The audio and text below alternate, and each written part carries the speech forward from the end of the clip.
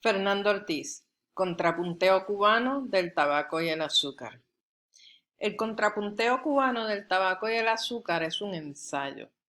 Voy a grabar una corta videoconferencia aparte en la cual hablaré sobre el ensayo de definición nacional o el ensayo culturalista latinoamericano, que fue un género bien importante desde finales del siglo XIX a la primera parte del siglo XX. Esto es uno de esos ensayos. Acá Fernando Ortiz va a argumentar jugando, porque escribe muy bien aparte, con el lenguaje sobre la noción de que la cultura es un producto de un diálogo, una transformación continua, por eso contrapunteo, ¿no? Del tabaco y del azúcar, porque lo que él analiza es la cultura que se produce a partir de distintos modelos económicos y argumenta a favor de basar la economía cubana en el cultivo del tabaco y en contra de basarla en el cultivo del azúcar, porque propone que el tabaco tiene muchas razones económicas y culturales que permiten una mayor soberanía. ¿No? Es porque se cultiva en pequeñas propiedades y eso permite diversidad de agricultura y también porque el tabaco necesita sombra, o sea que puedes tener dos cosechas en una misma tierra, porque puedes controlar mejor el precio del producto. El precio del azúcar depende del valor mundial y estaba bajando porque se había descubierto cómo hacer azúcar de remolacha. Él hace varios argumentos que podemos discutir después. Am, Ahora me quiero centrar en el hecho de que en este libro él aporta un término nuevo para pensar la cultura y ese término fue muy importante, afectó los estudios antropológicos, sociológicos, históricos, culturales, literarios de América Latina. De hecho, les puedo citar dos libros que utilizan el término transculturación en sus títulos. Uno de ellos es Transculturación Narrativa en América Latina de Ángel Rama y el otro es Imperialized Travel Writing and Transculturation, que si quieren los pueden buscar y leerlos después. No es obligatorio para la clase, son sugerencias. El de Ángel Rama propone que la mejor literatura latinoamericana de mediados del siglo XX es la literatura, empezando ya la segunda parte del siglo XX, es la literatura transculturada en forma y contenido. Yo meto este tema aquí porque, bueno, vamos a pasar ahora a ver las novelas Pedro Páramo, Cien años de soledad, que son novelas transculturadas en su forma, aunque ya vimos, por ejemplo, el ensayo, no, el poema Trilce de César Vallejo. Y yo lo leí como desde el punto de vista de que él se inventa un lenguaje para poder decir, ¿no? Una cultura que no tiene lenguaje literario hasta ese momento.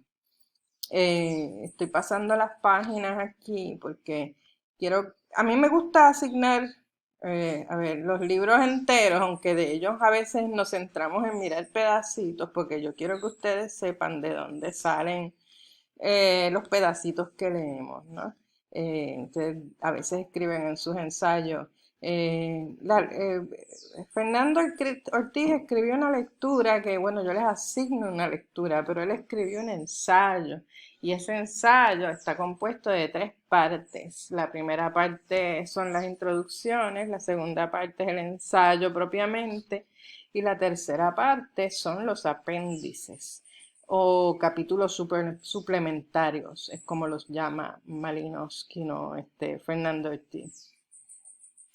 El término transculturación es una corrección del término de Malinowski, era un término que se está usando hasta el momento, que era aculturación. Ese término es parte de la premisa de que cuando hay un contacto entre una cultura dominante y una dominada, pues la dominada va perdiendo su cultura y asumiendo la cultura que se le impuso, ¿no?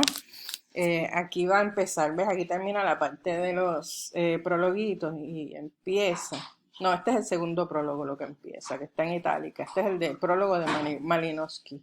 Entonces le subrayo esta parte que dice: el doctor Ortiz me dijo entonces que en su próximo libro iba a introducir un nuevo vocablo técnico, el término transculturación, para reemplazar varias expresiones corrientes, tales como cambio cultural, aculturación, difusión, migración u osmosis de cultura y otras análogas, que él consideraba como de sentido imperfectamente expresivo. Mi respuesta desde el primer momento fue de entusiasta acogida para el neologismo, y le prometí un prólogo, dice ahí. Que la usaría, y me sorprendió cuando me pidió que le hiciera un prólogo.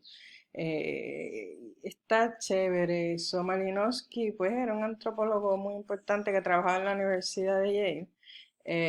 Miren aquí, Bronislaw Malinowski, la firma, Yale 1940.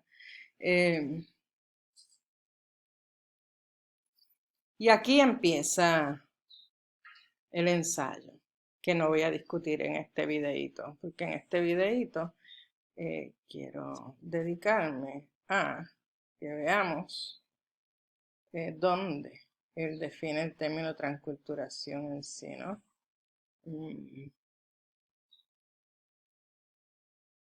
Empieza en la página 90 y pico y vimos que estaba subrayado, ¿verdad? Por aquí cerca. Miren, aquí empiezan los apéndices. Transculturación del tabaco habano, inicios del azúcar y la esclavitud negros en América, y entonces tiene apéndice 1, apéndice 2, y lo que yo le asigné para leer son como 5 paginitas de este apéndice 2, del fenómeno social de la transculturación y de su importancia en Cuba. Vamos a leer pedacitos y los voy a ir explicando. Con la venia del lector, especialmente si es dado estudios sociológicos, nos permitimos usar por primera vez el vocablo transculturación, a sabiendas de que es un neologismo, y nos atrevemos a proponerlo para que en la terminología sociológica pueda sustituir en gran parte al menos al vocabulario aculturación, cuyo uso se está extendiendo actualmente. No sé si ya les dije, neologismo quiere decir palabra nueva, ¿no? Y él inmediatamente en este apéndice pues propone su idea. Para aculturación se quiere significar el proceso de tránsito de una cultura a otra y sus repercusiones sociales de todo género, pero transculturación es vocablo más apropiado. Hemos escogido el vocablo transculturación para expresar los variadísimos fenómenos que se originan en Cuba por las complejísimas transmutaciones de culturas que aquí se verifican, sin conocer las cuales es imposible entender la evolución del pueblo cubano, así en lo económico como lo institucional, jurídico, ético, religioso, artístico, lingüístico, psicológico, sexual y en los demás aspectos de su vida. Él en esta parte habla de que todas las culturas,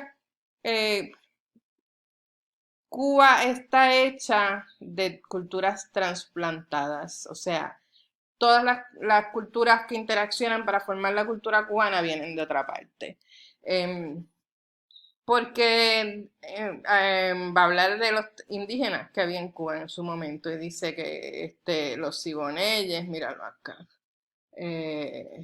y los guanajabibes eran paleolíticos, dice, estaban en decadencia cuando llegaron los taínos, que eran como recién llegados, que eran neolíticos, y luego llegaron los españoles, que trajeron los africanos, así él va describiendo. Para que se entienda bien el término, yo les puse en la página una explicación sobre lo que es la dialéctica, ¿no? Que es un término de Hegel en filosofía. La dialéctica que propone que las cosas cambian todo el tiempo, ¿no? Un positivo lleva dentro su opuesto y se pasa también de una cosa a la otra, ¿no? Las cosas son en devenir constante. En términos esquemáticos, es tesis, antítesis y síntesis, y ese movimiento continuo, ¿no? Eh, ¿Qué quiere decir eso? Pues que cuando dicen, pues, Puerto Rico o Cuba es un producto de la mezcla de españoles, indios y africanos, pues eso es una simplificación bárbara, terrible, ¿no? Porque España, en el momento de la colonización de las Américas, eh, y todavía, porque todas las culturas cambian continuamente, pero bueno, era, qué sé yo, se hablaban distintos idiomas, se habla vasco, se habla catalán, se habla, tiene distintas regiones con distintas bases económicas también, ¿no? El sur es más africano, de hecho, porque el sur tuvo 700 años árabes, ¿no? Que justo en 1492 termina de expulsar de la península ibérica. Entonces, vamos a ir por partes. Los indios tampoco son indios, son una comunidad de pueblos diversos, de eso ya hemos hablado, y también piensen que África es un continente. Acá, la descripción, cuando él habla de los indios, pues empieza hablando de los siboneyes y los guanajabibes, la cultura paleolítica. Nuestra edad de piedra, mejor, nuestra edad de piedra y palo, nada, está usando términos antropológicos de la época con los cuales yo estoy en desacuerdo porque yo no creo que el desarrollo humano tenga que parecerse en todos los lugares del mundo a Europa. O sea, que ese modo de escribir culturas, hablar de culturas que están en distintas etapas de evolución, implica que todas tienen que evolucionar de la misma manera. Y no todos tenemos que llegar a tener aires acondicionados y escaleras eléctricas. Siempre digo de manera paródica, digamos. Eh, Se puede evolucionar de otro modo, ¿no? Eso es otro argumento. Mm, Voy a seguir con el ensayo. Indios.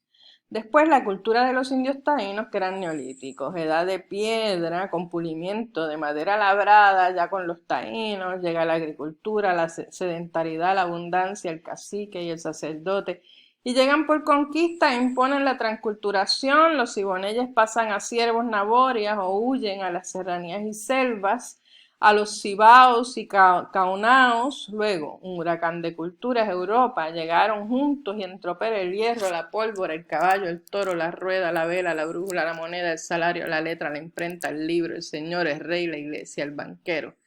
Y un vértigo revolucionario sacudió a los pueblos indios de Cuba, arrancando de cuajo sus instituciones y destrozando sus vidas. Nada, acá sigue explicando más eso, pero nada, piensen eso, que hay distintos, si lo pensamos desde América Latina, hay distintas tradiciones indígenas. Solo en la zona maya, cuando leímos lo de Rigoberta Menchú, vimos que se hablan 23 idiomas distintos. O sea, ella es maya quiché, porque ella es de la etnia quiché, de la cultura maya, ¿no? Estamos hablando de la zona de Guatemala. De todos modos, acá cuando describe los blancos, dice, con los blancos llegó la cultura de Castilla y envueltos en ella vinieron andaluces, portugueses, gallegos, vascos, catalanes. Pudiera decirse que la representación de la cultura ibérica, la blanca subpirineica, y también desde las primeras oleadas inmigratorias arribaron genoveses, florentinos, judíos, levantinos y berberiscos, es decir, la cultura mediterránea mixtura milenaria de pueblos y pigmentos, desde los normandos rubios a los subsaharianos negros, mientras unos blancos trajeron la economía feudalesca como conquistadores en busca de saqueo y de pueblos que sojuzgar y hacer pecheros, otros blancos también venían movidos por la economía del capitalismo mercantil y aún del industrial que ya alboreaba. En varias economías que llegaban, entre sí resueltas y en transición a sobreponerse a otras economías también varias y mezcladas. Y cuando habla de los negros, así los describe. Con los blancos llegaron los negros, primero de España, entonces cundida de esclavos guineos y congos, y luego directamente de toda la nigricia. Con ellos trajeron sus diversas culturas, unas selváticas como la de los siboneyes y otra avanzada barbarie como la de los taínos. Y algunos de más complejidad económica y social como los mandinga, yolofes, huasas, de omellanos y yorubas, ya con agricultura, esclavos, moneda, mercado, comercio forastero, gobierno centralizado y efectivo sobre